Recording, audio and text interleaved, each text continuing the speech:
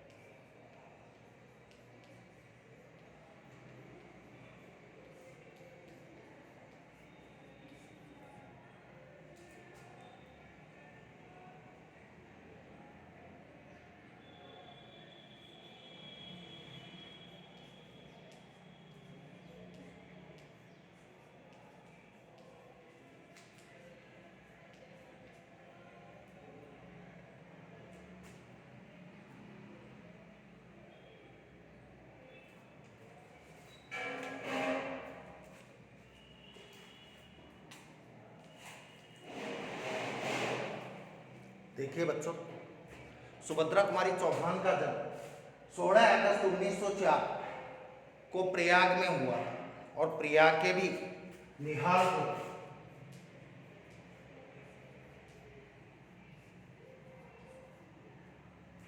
निहालपुरा जिला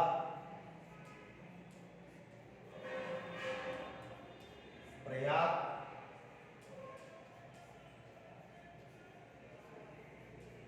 उत्तर प्रदेश में इनका जन्म हुआ था 15 फरवरी 1948। ठीक है, इनकी मृत्यु हुई थी और 16 अगस्त 1904 को इनका जन्म हुआ था। जन्म प्रयाग में हुआ था, मृत्यु सिवान में हुई थी। ठीक है, इनके पिता का नाम से पता चल रहा है चौहान राजपूत थी। इनके पिता का नाम था ठाकुर रामनाथ सिंह। सुभद्रा कुमारी चौहान के पिता का नाम था ठाकुर रामनाथ सिंह। ऐसा कहते हैं कि इनके 2 भाई और 4 बहनें थी।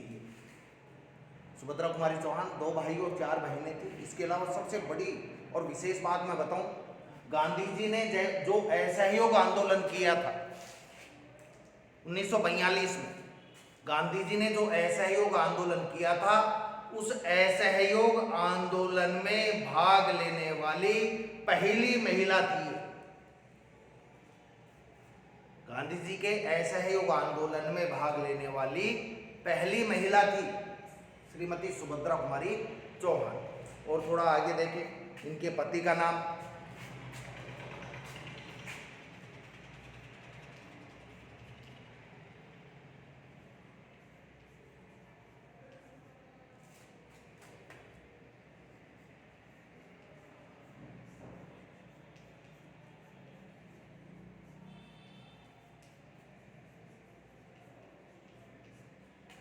चौहान, ठाकुर लक्ष्मण सिंह चौहान।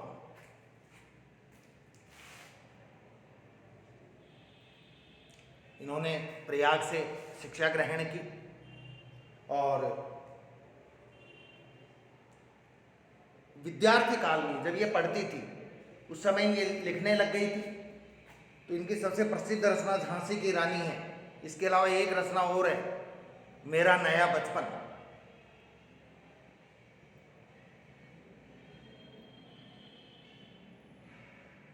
बिखरे मोती इनका प्रसिद्ध कहानी संग्रह है।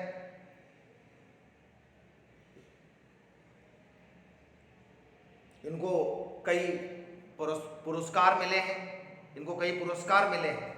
इनकी रचना जो हम पढ़ेंगे वो है झांसी की रानी। सुभद्रा कुमारी चौहान की जो रचना है वो उसका नाम है झांसी की रानी। बच्चों, आपने ये कविता पढ़ी होगी, सुनी होगी, या ये सुना होगा झांसी की रानी किसको कहा जाता है? झांसी की रानी किसको कहा जाता है? लक्ष्मीबाई को। थोड़ा परिचय हम लक्ष्मीबाई का ले लें। देखो,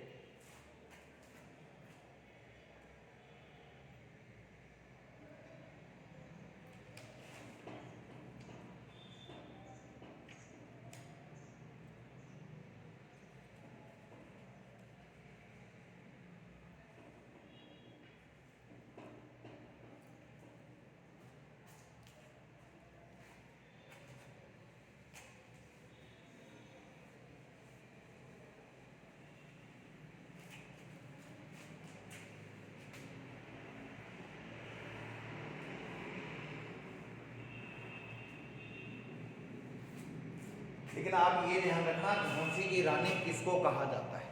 लक्ष्मीबाई को।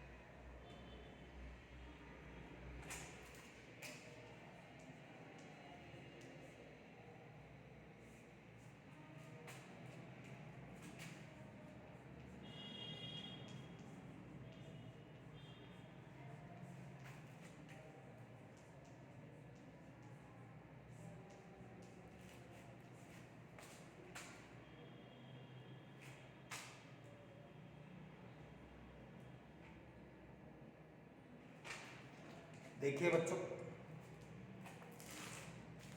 झांसी की रानी का जन्म 19 नवंबर, इनका जन्म 19 नवंबर 1828 को वाराणसी में हुआ था, उत्तर प्रदेश में।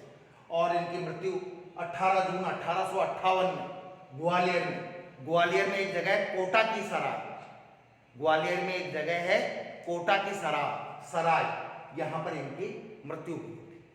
झांसी की रानी के पिता का नाम था मोरोपंत तांबे। मोरोपंत पिंगले अलग है, मोरोपंत पिंगले अलग है, मोरोपंत तांबे। और माता का नाम था भागीरथी सापरे। बड़ी धार्मिक महिला थी, धर्म कर्म पूजा पाठ में रुचि रखती थी। इनके पति, इनका विवाह हुआ और इनके पति झांसी के राजा थे, जब तो ये झांसी की रानी बनी। झांसी के राजा थे, इनके पति का नाम था गंगाधर राव। और 1942 से 28 में इनका जन्म हुआ था, 42 में विवाह और 53 में ये मर गए थे, इनका निधन हो गया था। ये विधवा हो गई थी 23 साल की उम्र में। लक्ष्मीबाई 23 साल की उम्र में विधवा हो गई थी। इनके बच्चे थे दो, एक तो दामोदर राव और एक आनंद राव। दामोदर राव हुआ लेकिन बाद में मर गया था, और आनंद राव को इन्होंने गोद लिया।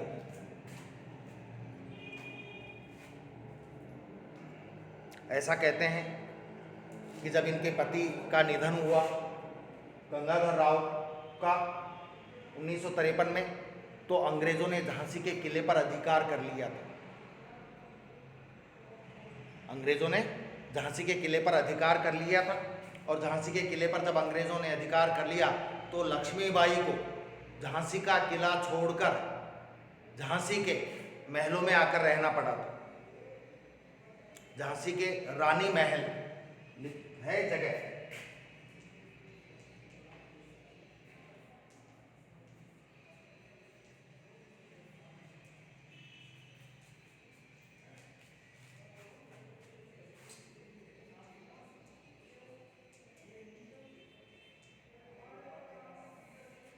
झांसी के रानी महल में जाना पड़ा था इन्हें, वहां जाकर रही थी, क्योंकि किले पर अंग्रेजों का अधिकार हो गया था, इसलिए ये किले में रह नहीं सकती थी। देखो, झांसी की रानी शीर्षक कविता में कवयित्री ने झांसी की रानी लक्ष्मीबाई के प्रति अपने श्रद्धा सुमन अर्पित करते हुए उनके अदम्य साहस और शौर्य की गाथा गाई है। लक्ष्मीबाई ने सन 57 की क्रांति का नेतृत्व कर लक्ष्मीबाई ने सन 1857 की क्रांति का नेतृत्व कर निराश और हताश राजा महाराजाओं में एक प्रेरणा जगाई थी, एक जोश जगाया था, आशा का संचार किया था। ऐसा कहा जाता है कि लक्ष्मीबाई वीरता का साक्षात अवतार थी। दुर्भाग्य यह था कि वह 23 वर्ष की उम्र में विधवा हो गई थी आयु। परिणाम स्वरूप अंग्रेजों ने झांसी को लावारिस मानकर, भाई कोई उत्तराधिकारी था ही नहीं, वहां के राजा गंगाधर राव का निधन हो गया था, कोई संतान थी नहीं, तो झांसी को लावारिस मानकर उस पर अपना अधिकार झंडा फहराने के भरसक प्रयत्न किए। लेकिन लक्ष्मीबाई ने मरते दम तक झांसी की रक्षा के लिए अंग्रेजों से लोहा लिया, मुकाबला किया, अंत में बहादुरी से लड़ते हुए हुई वीर गति को प्राप्त हुई। वही महाराणा प्रताप वाली बात, यदि इनका घोड़ा भी नाला पार कर जाता महाराणा प्रताप की तरह, जैसे महाराणा प्रताप के घोड़े चेतक ने नाला पार करके महाराणा प्रताप की जान बचाई थी मुगल सैनिकों से, यदि वो नाला पार कर जाता तो झांसी की रानी लक्ष्मीबाई बच सकती थी। ऐसा कहते हैं कि इनके सिर में तलवार से वार किया था, सिर के ऊपर तलवार मारी थी, ये नहीं गर्दन काट दी थी, सिर के ऊपर तलवार मारी थी, तब इनकी मृत्यु हुई थी। आज वो नाले को बड़ा पक्का कर दिया, बहुत बड़ा, बहुत विशाल नाला है ग्वालियर में। चैप्टर पढ़ाऊंगा जब ग्वालियर राज परिवार के राजपूतों की भी बात बताऊंगा आपको, क्योंकि इस कविता में जो आपके बुक में है उसमें से कुछ लाइन हटा दी हैं। आपकी जो कविता है उसमें से कुछ पंक्तियां, कुछ लाइनें हटा दी गई हैं जो ग्वालियर राजघराने की कमियां बताती हैं। वो लाइनें बताऊंगा आपको, कौन सी पंक्तियाँ हटाई हैं। ठीक है, कल हम ये चैप्टर शुरू करेंगे। हालांकि चैप्टर ये 4-5 रोज चलेगा, 5-6 रोज भी चल सकता है, लंबा है चैप्टर। इसमें समझाने की काफ़ी बातें हैं, ऐतिहासिक है, स्वतंत्रता संग्राम से संबंधित है, इसलिए इस चैप्टर में थोड़ा समय लगेगा, लेकिन ये पक्का है क्लियर पूरा हो जाएगा। ठीक है बच्चों, धन्यवाद।